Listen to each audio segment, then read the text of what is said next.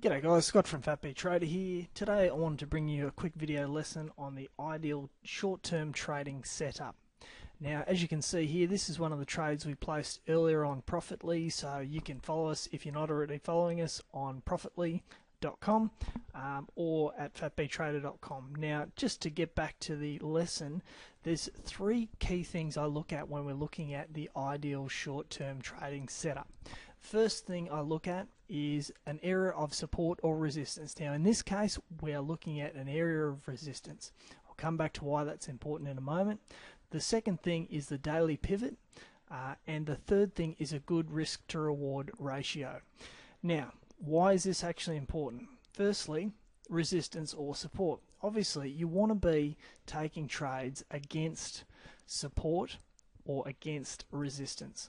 Now the reason for that is obviously you're going to get a really good reaction from that level, and the second thing is basically you know when you're wrong. Okay, so if this trade had have powered on through this level of resistance here, I would have known that I was wrong and I would have been able to get out of the trade. Now in this particular resistance levels case, it's actually tapped it 4 times, 1, 2, 3, 4 in the last 24 hours. So when it failed to push through this level here, I was quite happy to actually take a short against it. So that's the first thing I look for, resistance or support. Second thing is the daily pivot. Now this line here, this dotted line, is actually what we call the daily pivot level in Forex trading. Now I'm not a massive believer in the power of the daily pivot, but I am a believer in watching what other people look at. Now other people, and many people, many traders and many institutions look at the daily pivot level. That's kind of like the magnet of the day, if you want to think of it like that. Now generally you'll see if the price is in a downtrending type action, you'll generally see it come up and tag the daily pivot before resuming its downward action. Now you can actually use that for very short-term trades towards the pivot and away from the pivot. So that's one really important thing. And vice versa, in an uptrend, it will also, come back down to tap the daily pivot and then move on with its uptrend. So that's the second thing I look at.